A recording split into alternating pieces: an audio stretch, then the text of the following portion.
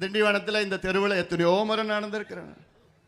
இந்த தெருவு இந்த ஏன்னா எனக்கு என்னென்னா, அன்றிலிருந்து இன்று வரை இந்த நகரம் அப்படியே தான் இருக்குது. எந்த முன்னேற்றமும் கிடையாது. சாலைகள் அப்படியே தான் இருக்குது, சாக்கடை அப்படியே தான் இருக்குது, கொசு அப்படியே தான் இருக்குது.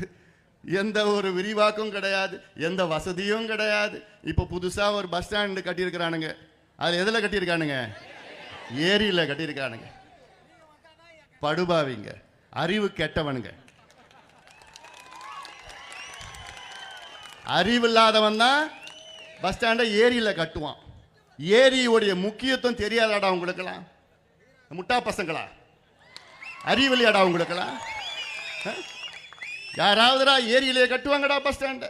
எவ்வளோ இடம் இருக்குது. இந்த ஏரியெல்லாம் நம்மெல்லாம் நமக்கு இயற்கை கொடுத்த வரோம். நம்ம அந்த மன்னர்கள், நம் முன்னோர்கள் நமக்கு வெட்டி வைத்த ஏரிகளை பாதுகாக்கணும்டா முட்டா பசங்களா. நாளைக்கு இது போன்ற ஏரியை வெட்ட முடியுமா?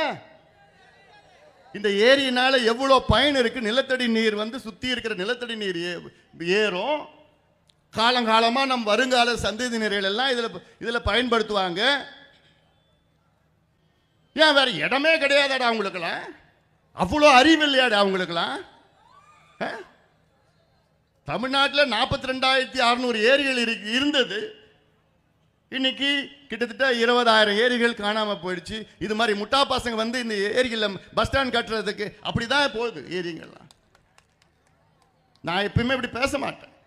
இதை எதிர்த்து நான் கேஸ் போட்டேன், வழக்கு போட்டேன், மனு கொடுத்தேன், எல்லாம் பண்ணேன். ஆனால் இவங்களுக்குள்ள அண்டர்ஸ்டாண்டிங், எல்லாத்துக்கும் அண்டர்ஸ்டாண்டிங் தான். ஒன்று முட்டாளாக இருக்கணும், இல்லை காசு லஞ்சம் வாங்குற ஊழல்வாதியாக இருக்கணும்.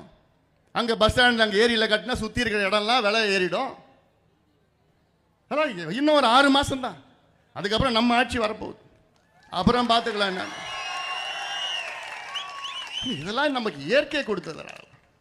அதுவும் இந்த மாவட்டம் என்ன, விழுப்புரம் மாவட்டம் எப்படிப்பட்ட மாவட்டம்? வானம் பார்த்த பூமி. இங்கே தொழிற்சாலை கிடையாது. இப்போதான் ஏதோ ஒரு சிப் காட்டுன்னு ஏதோ கொஞ்சம் கொஞ்சமாக அதுவும் பாடி நிறுத்திட்டான், வேலையை நிறுத்திட்டான். இன்னொன்று நான் சொல்கிறேன், இங்கே இருக்கிற சிப்காட்டில் உள்ளூர் இளைஞர்களுக்கு வேலை கொடுக்கலன்னா அதை மூடிட்டு போவானா? எதுக்கியா உங்களுக்கு நாங்கள் நிலம் கொடுத்தோம்? எங்கள் நிலத்தை எதுக்கியா உனக்கு கொடுத்தோம்? இங்கே இருக்கிற பிள்ளைங்களுக்கு வேலை கொடுக்கணும், அதுக்காக தான் ஏன் கொடுத்தோம்?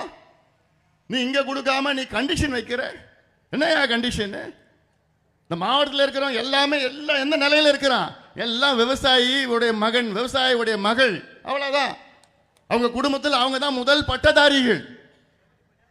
எவ்வளோ சிரமப்பட்டு படிச்சிருக்கிறாங்க கடனை வாங்கி.